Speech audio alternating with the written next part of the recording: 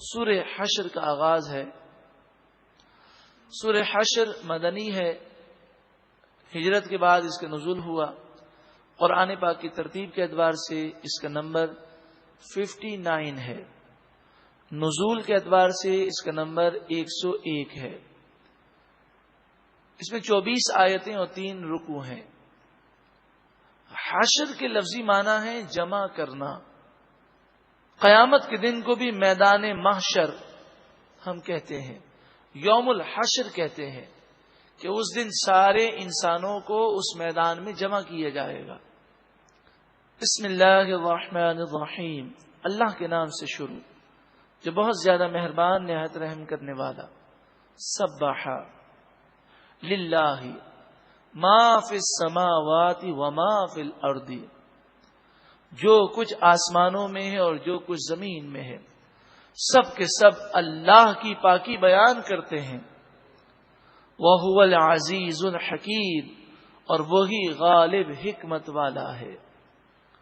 هُوَ الَّذِي أَخْرَجَ الَّذِينَ كَفَرُوا مِنْ أَهْلِ الْكِتَابِ، وہی ہے رب جس نے اہل کتاب میں سے کافروں کو یعنی یہودیوں اور عیسائیوں کو نکالا۔ یہاں مراد خصوصاً یہودی ہیں۔ من دیارہم، ان کے گھروں سے۔ نبی اکرم صلی اللہ علیہ وآلہ وسلم جب مدینہ منورہ تشریف لائے تو مدینے میں یہودیوں کے چند قبائل تھے، ان میں سے ایک قبیلے کا نام ہے بنی نضیر۔ اس بنی نضیر قبیلے نے نبی اکرم صلی اللہ علیہ وسلم سے جنگ بندی کا معاہدہ کیا اور یہ کہا تھا جو آپ کا دشمن وہ ہمارا دشمن اور جو آپ کا دوست وہ ہمارا دوست، ہم کبھی اسلام کے خلاف سازش نہیں کریں گے۔ جب غزوہ بدر میں مسلمانوں کی فتح ہوئی تو قبیلے بنی نضیر کے لوگ یہودی کہنے لگے کہ یہی نبی آخر الزماں ہیں، یہی سچے نبی ہیں۔ پھر غزوہ احد میں مسلمانوں کو جو وقتی طور پر شکست ہوئی، گو کہ بعد میں فتح ہوئی مگر وقتی طور پر شکست ہوئی اور 70 مسلمان شہید ہو گئے اور بڑی مشکلات آئیں، تو قبیلے بنی نضیر کے لوگوں کے دل بدل گئے اور وہ شک میں مبتلا ہو گئے اور یہ کہنے لگے اگر یہ سچے نبی ہیں تو ان پر یہ مشکلات کیوں آئیں۔ لہذا ان کا جو سردار تھا، یہودیوں کا بہت بڑا عالم تھا، کعب بن اشرف۔ کعب بن اشرف یہ 40 بڑے بڑے یہودی سرداروں کو لے کر مکہ مکرمہ گیا اور اس نے وہاں پر بتوں کو سجدہ کیا اور کہا کہ مسلمانوں کے مقابلے میں تم حق پر ہو، اور ان کفار مکہ سے ایک فوجی معاہدہ کیا۔ اور پھر انہوں نے، ان یہودیوں نے مسلمانوں کے خلاف سازشیں کی اور کفار مکہ کو اسلحہ تیار کرنے کے لیے انہوں نے فنڈ دیا۔ ایک تو انہوں نے یہ حرکت کی، اس طرح انہوں نے معاہدہ توڑ دیا۔ دوسرا یہ کیا کہ نبی اکرم صلی اللہ علیہ وآلہ وسلم جب قبیلہ بنی نضیر کے یہاں گئے تھے تو انہوں نے حضور اقدس صلی اللہ علیہ وسلم کو شہید کرنے کے لیے قلعے کے اوپر سے بہت ہی بڑا اور بھاری پتھر آپ کو شہید کرنے کے ارادے سے انہوں نے گرا دیا، لیکن نبی اکرم صلی اللہ علیہ وآلہ وسلم کو اللہ تعالی نے مطلع فرمایا اور آپ ہٹ گئے اور آپ کو کچھ نقصان نہ پہنچا، لیکن انہوں نے تو معاہدے کی خلاف ورزی کی۔ تو نبی اکرم صلی اللہ علیہ وآلہ وسلم نے ایک انصاری صحابی کو بھیجا اور انہوں نے جا کر کعب بن اشرف کو قتل کر دیا، اور پھر اس کے بعد نبی اکرم صلی اللہ علیہ وسلم نے ان کے قلعے کا محاصرہ کیا۔ 21 روز تک محاصرہ جاری رہا، پھر آخر کار انہوں نے شکست کو تسلیم کیا۔ تو نبی اکرم صلی اللہ علیہ وآلہ وسلم نے بنی نضیر کو مدینہ منورہ سے جلا وطن کر دیا۔ آپ نے انہیں مدینے سے نکال دیا، یہ مختلف علاقوں میں چلے گئے اور کچھ جا کر خیبر میں جا کر بس گئے۔ پھر حضرت فاروق اعظم امیر المومنین حضرت عمر رضی اللہ تعالی عنہ نے اپنے دور حکومت میں انہیں خیبر سے بھی نکال دیا، پھر یہ شام کی طرف چلے گئے۔ قرآن مجید فرقان حمید نے ذکر کیا کہ وہی رب ہے جس نے فوجی طور پر اتنے طاقتور لوگوں کو ذلیل رسوا کر دیا اور مسلمانوں کو غلبہ دیا کہ مسلمانوں نے قبیلہ بنی نضیر جو عرب میں سب سے زیادہ طاقتور قبیلہ تھا اور جدید وہ اسلحے سے لیس تھا، اخرج الذین کفروا من اہل الکتاب من دیارہم، اللہ تعالی نے انہیں ان کے گھروں سے نکال دیا، ان یہودیوں کو، لأول الحشر، یہ ان کا پہلا حشر ہے۔ حشر کے ایک معنی ہے انجام، یا مراد ہے یہ پہلا ان کا انجام ہوا، اور دوسرا انجام حضرت فاروق اعظم نے کیا کہ انہیں خیبر سے نکال کر شام کی طرف آپ نے جلا وطن کر دیا۔ ما ظننتم ان یخرجوا، تم اس بات پر یقین نہ رکھتے تھے کہ یہ نکلیں گے، اتنے طاقتور تھے کہ تمہارا گمان بھی نہ تھا کہ یہ کبھی یہودی یہاں سے جائیں گے۔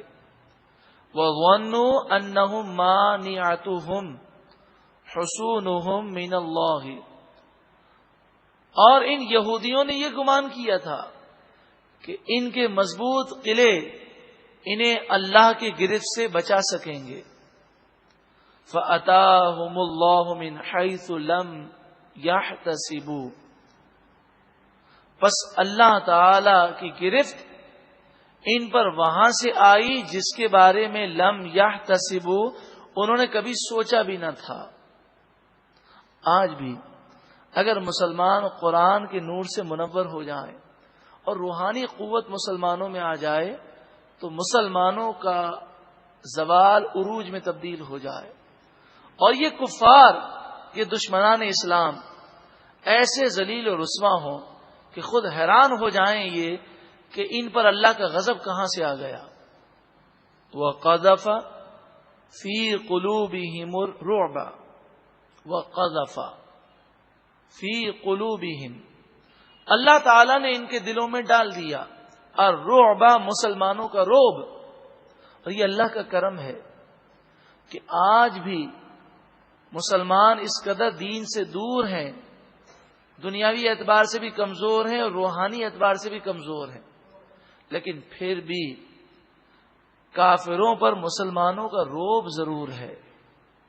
اگر روب نہ ہوتا تو کب کے وہ تمام اسلامی ممالک پر قبضہ کر چکے ہوتے۔ یخربون بیوتہم بایدیہم، وہ خود اپنے ہاتھوں سے اپنے گھروں کو ویران کرنے لگے۔ ان لوگوں نے جب یہ دیکھا کہ اب ہمیں جلا وطن کیا جا رہا ہے تو خود ہی اپنے سامان کو آگ لگا دی، ان لوگوں نے اپنے مکانات کو تباہ کر دیا تاکہ مسلمان ان سے فائدہ نہ اٹھا سکیں۔ وَأَيْدِي الْمُؤْمِنِينَ، اور مسلمانوں کے ہاتھوں سے ان کے گھر ویران ہوئے۔ فَاعْتَبِرُوا، پس عبرت حاصل کرو، یا اولی الابصار، اے نگاہ رکھنے والوں عقل مندوں، کہ ہر عروج کو زوال ہے، حقیقی عروج تو اسے حاصل ہے جس سے اللہ راضی ہو۔ وَلَوْلَا أَن كَتَبَ اللَّهُ عَلَيْهِمُ الْجَلَاءَ، اور اگر اللہ تبارک و تعالی نے اگر ان پر جلا وطنی کو نہ رکھا ہوتا اور ان کی تقدیر میں جلا وطنی نہ لکھی ہوتی، لَعَذَّبَهُمْ فِي الدُّنْيَا، ضرور اللہ تعالیٰ انہیں دنیا میں عذاب دے دیتا اور یہ اپنے قلعوں میں ہلاک ہو جاتے، کیونکہ انہوں نے حضور کو شہید کرنے کی کوشش کی، انہوں نے اسلام کے خلاف مالی امداد کی کافروں کی۔ وَلَهُمْ فِي الْآخِرَةِ عَذَابُ النَّارِ، اور ان لوگوں کے لیے آخرت میں جہنم کا عذاب ہے۔ ذَلِكَ بِأَنَّهُمْ شَاقُّوا اللَّهَ وَرَسُولَهُ، یہ سب اس وجہ سے ہوا، دنیا اور آخرت کی بربادی اس لیے ہے کہ ان لوگوں نے اللہ اور اس کے رسول کی مخالفت کی۔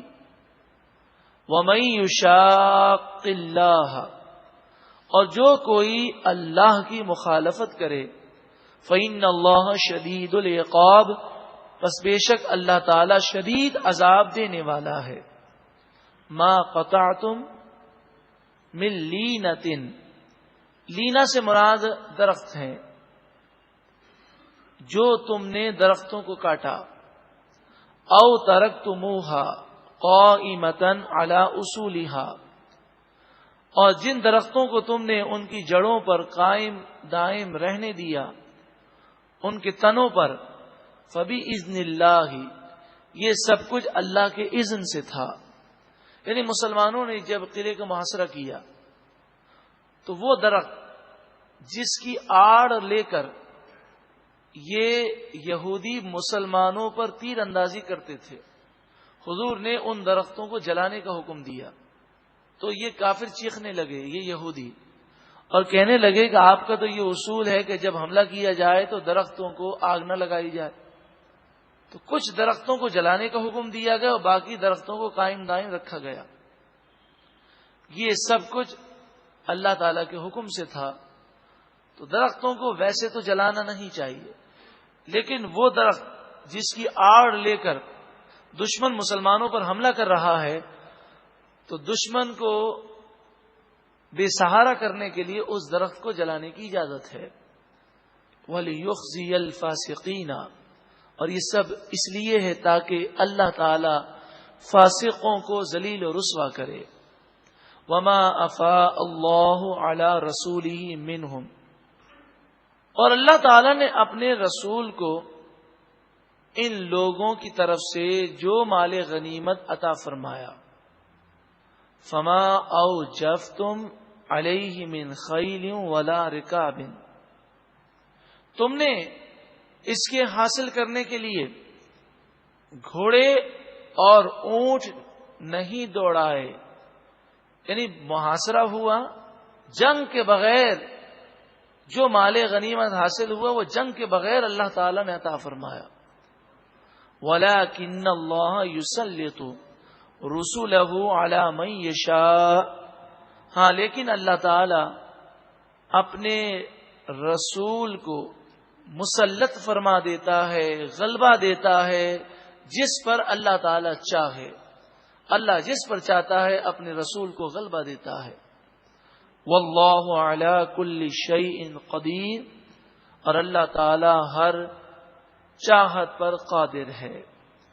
ما افاء اللہ علی رسولہ، اللہ تعالی نے اپنے رسول کو جو مال غنیمت عطا فرمایا، من اہل القری، ان بستی والوں سے، یعنی قبیلہ بنی نضیر سے جو مال غنیمت ملا، فللہ وللرسول، یہ مال غنیمت اللہ اور اس کے رسول کے لیے ہے۔ اللہ رب العالمین مال غنیمت لینے سے پاک ہے، تو حقیقت میں تو یہ رسول اللہ ہی مراد ہے کہ اللہ کی خاطر رسول اللہ صلی اللہ علیہ وسلم کو مال غنیمت میں سے حصہ پیش کیا جائے۔ وَلِذِي الْقُرْبَى، اور مال غنیمت حضور کے رشتہ داروں کے لیے ہے۔ وَالْيَتَامَى، اور یتیموں کے لیے ہے۔ وَالْمَسَاكِينِ، اور مسکینوں کے لیے ہے۔ وَابْنِ السَّبِيلِ، اور مسافروں کے لیے ہے۔ مال غنیمت میں سے اور ہر مال میں سے غریبوں کا حق کیوں رکھا گیا؟ اس لیے کئی لا یکون دولتم بین الاغنیاء منکم، اس لیے تاکہ دولت صرف تمہارے مالداروں کے درمیان ہی نہ رہے۔ زکوٰۃ ہے، صدقہ فطر ہے، پھر کفارے ہیں، اس کے علاوہ مال غنیمت میں سے بھی غریبوں کو حصہ کیوں دیا جاتا ہے؟ اس لیے تاکہ دولت مند کے درمیان ہی دولت نہ رہے، بلکہ یہ دولت آہستہ آہستہ غریبوں کی طرف جائے اور غریب اور امیر کا فرق جو ہے اس میں کمی واقع ہو۔ وَمَا آتَاكُمُ الرَّسُولُ فَخُذُوهُ، اور جو کچھ تمہیں رسول عطا فرمائے وہ لے لو، جس کا حکم دیں اس پر عمل کرو۔ وَمَا نَهَاكُمْ عَنْهُ فَانْتَهُوا، اور جس سے روکیں اس سے رک جاؤ۔ وَاتَّقُوا اللَّهَ، اور اللہ سے ڈرو۔ إِنَّ اللَّهَ شَدِيدُ الْعِقَابِ، بے شک اللہ کا عذاب سخت ہے۔ للفقراء المہاجرین، یہ مال غنیمت میں حصہ، صدقات میں، خیرات میں حصہ ان غریب محتاج مہاجرین کے لیے بھی ہے، الذین اخرجوا من دیارہم، جنہیں ان کے گھروں سے نکالا گیا، واموالہم، جن کے مال چھین لیے گئے، انہوں نے ہجرت کر لی، یبتغون فضلا من اللہ ورضوانا، وہ اللہ کے فضل اور اللہ کی خوشنودی کو تلاش کرتے ہیں، وینصرون اللہ ورسولہ، اور وہ اللہ اور اس کے رسول کے دین کی مدد کرتے ہیں، اولئک ھم الصادقون، یہی لوگ سچے ہیں، والذین تبوؤا الدار، پہلے تو مہاجرین کا ذکر ہے، اب انصار کا ذکر ہے، اور وہ لوگ جنہوں نے مدینے میں اپنے گھر بنائے، والایمان، اور وہ ایمان لائے، من قبلہم، ان لوگوں کے آنے سے پہلے، یحبون، وہ پسند کرتے ہیں، محبت کرتے ہیں، من ہاجر الیہم، اس شخص سے جو ان کی طرف ہجرت کر کے آئے۔ یہ انصار انہیں گلے سے لگاتے ہیں، آدھی جائیداد انہیں دیتے ہیں، آدھا مکان انہیں دیتے ہیں، آدھی کھیتی انہیں دیتے ہیں، انہیں کاروبار میں اور ہر طرح وہ شریک بناتے ہیں۔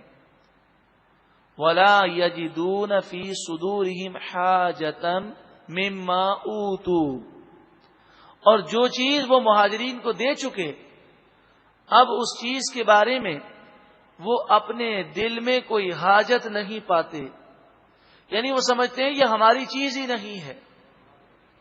وَيُؤْثِرُونَ عَلَىٰ أَنفُسِهِمْ، اور وہ اپنی جان پر انہیں ترجیح دیتے ہیں، یہ ایثار کرتے ہیں کہ اپنی ضرورت کی چیز غریبوں کو دے دیتے ہیں۔ حضرت ابو طلحہ کے بارے میں یہ آیت کریمہ نازل ہوئی کہ جب نبی اکرم صلی اللہ علیہ وسلم کے مہمان کو لے کر وہ گھر پر آئے تو اپنی زوجہ سے پوچھا کہ کیا ہے گھر میں کھانے کو، تو کہا ہمارے لیے تو کھانے کے لیے کچھ بھی نہیں ہے، بچوں کے لیے کھانا ہے۔ تو فرمایا میں مہمان کو باتوں میں لگاتا ہوں، تم بچوں کو بہلا پھسلا کر سلا دو۔ بچوں کو بھوکا سلا دیا گیا۔ اب یہ کھانا مہمان کے سامنے رکھا گیا، کھانا کم تھا، مہمان سیر ہو کر نہ کھا سکتا۔ آپ نے اشارہ کیا اپنی زوجہ کو، تو وہ چراغ درست کرنے کے بہانے لے گئیں۔ جب وہ کھانا شروع ہوا تو چراغ لے گئیں، اور پھر اندھیرے میں مہمان اور میزبان دونوں ہاتھ چلاتے رہے۔ مہمان تو لقمے کھا رہا تھا اور میزبان صرف منہ چلا رہے تھے۔ اس طرح انہوں نے بھی پوری رات بھوک میں گزاری، ان کی زوجہ نے بھوک میں گزاری، بچوں نے رات بھوک میں گزاری۔ رسول اللہ صلی اللہ علیہ وسلم کی خدمت میں حاضر ہوئے تو حضور نے یہ آیت کریمہ انہیں سنائی اور فرمایا اللہ کو تمہاری مہمان نوازی بہت پسند آئی۔ وَلَوْ كَانَ بِهِمْ خَصَاصَةٌ، اگرچہ انہیں خود ضرورت ہو، حاجت ہو، پھر بھی وہ مسلمانوں کی ضرورت کا وہ زیادہ خیال کرتے ہیں، خود وہ تکالیف برداشت کرتے ہیں اور مسلمانوں پر احسان کرتے ہیں۔ یہ سب کون کر سکتا ہے؟ جو خود غرضی سے اور لالچ سے بچا ہوا ہو۔ وَمَن يُوقَ شُحَّ نَفْسِهِ، جو نفس کی لالچ اور خود غرضی سے بچ جائے، فَأُولَئِكَ هُمُ الْمُفْلِحُونَ، بس یہی لوگ کامیاب ہیں۔ وَالَّذِينَ جَاءُوا مِن بَعْدِهِمْ، اور ان کے بعد وہ لوگ آئے کہ جن کا یہ معمول ہے کہ وہ اپنے لیے مغفرت کی دعا کرتے ہیں، اور جو اس دنیا سے رخصت ہو گئے ان کے لیے مغفرت کی دعا کرتے ہیں۔ یقولون، وہ کہتے ہیں، ربنا اغفر لنا، اے ہمارے رب تو ہمارے گناہوں کو بخش دے، وَلِإِخْوَانِنَا الَّذِينَ سَبَقُونَا بِالْإِيمَانِ، اور اے پروردگار ہمارے ان بھائیوں کو بخش دے جو ایمان کے ساتھ اس دنیا سے رخصت ہو گئے۔ اب دیکھیں مردوں کے لیے، مرحومین کے لیے دعائے مغفرت کرنے کا ثبوت ہے۔ مجھے بڑی حیرت ہوئی، ایک صاحب نے مجھے کہا کہ کسی جگہ کوئی قرآن کا درس دے رہے تھے اور آیت کریمہ آئی وَأَلَّيْسَ لِلْإِنسَانِ إِلَّا مَا سَعَى، انسان کے تو وہی ہے جو کچھ وہ کوشش کرے. تو وہ کہنے لگے کہ مرنے والا جب مر گیا تو کسی کی دعائیں مغفرت اسے فائدہ نہیں پہنچاتی. نعوذ باللہ من ذالک. قرآن کو سمجھنے کے لیے پورا سمجھنا ضروری ہے. قرآن جب اس دعا کو ذکر کر رہا ہے، پھر انہوں نے کہا بعض لوگ اس طرح کہتے ہیں کہ بعض لوگ تو مانتے ہی نہیں ہیں جی مغفرت کی دعا مرحومین کے لیے کر ہی نہیں سکتے، اور بعض کہتے ہیں اچھا ایسا ہے کہ اولاد اپنے والد کے لیے کرے تو ٹھیک ہے، دوسرا کوئی کسی مرحوم کے لیے مغفرت کی دعا کرے کوئی فائدہ نہیں پہنچتا، ہر انسان کے اعمال اس کے ساتھ ہیں، تو کسی کی مغفرت کی دعا سے اسے کیا ہوگا؟ تو یہ اپنی عقل کے گھوڑے ہمیں دوڑانے کی کوئی ضرورت نہیں ہے. قرآن جب کہہ رہا ہے، تعریف کر رہا ہے کہ یہ اللہ کے نیک بندے وہ ہیں جو اپنے لیے مغفرت کی دعا کرتے ہیں اور کہتے ہیں پروردگار جو ایمان کے ساتھ اس دنیا سے رخصت ہو گئے ہمارے بھائی مسلمان، تو ان کی مغفرت فرما. اگر یہ دعا فضول ہوتی، کوئی فائدہ نہ ہوتا تو قرآن ان کی مذمت کرتا کہ فضول دعائیں کرتے ہیں، لیکن قرآن نے ان کی تعریف کی. بس اللہ تعالیٰ سے یہ دعا کریں کہ اللہ تعالیٰ قرآن کا صحیح معنوں میں نور عطا فرما دے، کہ قرآن کا جو بھی نام لے ضروری نہیں کہ وہ قرآن ہی بیان کرتا ہے. قرآن کا نام لے کر غلط ترجمہ، غلط تفسیر بیان کر کے، غلط مفہوم بیان کر کے ایک سازش کے تحت قرآن کی محبت مسلمانوں کے دلوں میں ہے، تو قرآن کا نام استعمال کر کے اللہ اور اس کے رسول کی تعلیمات سے مسلمانوں کو دور کیا جاتا ہے. اور وہ بنیادی چیزیں جو قرآن و حدیث میں ثابت ہیں، چونکہ لوگوں کو معلوم نہیں ہے تو وہ کسی ایک آیت کی تفسیر کرتے ہوئے ایسا محسوس ہوتا ہے کہ وہ دوسری آیت کا انکار کر رہے ہیں. کہ اگر کوئی یہ کہے کہ مغفرت کی دعا کرنا جائز نہیں، تو کسی موقع پر اگر وہ یہ بات کہتا ہے تو یہ سورہ حشر کی آیت نمبر 10 کا انکار ہے. اللہ تبارک و تعالی ہمیں گمراہی سے محفوظ فرمائے. قرآن نے خود فرمایا یضل بہ کثیرا ویہدی بہ کثیرا.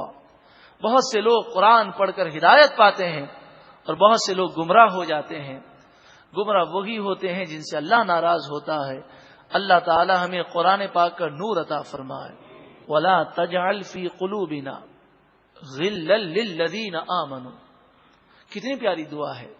اے پروردگار ایمان والوں کے لیے ہمارے دل میں کوئی رنجش، کوئی کجی، کوئی کدورت، کوئی بغض باقی نہ رکھ.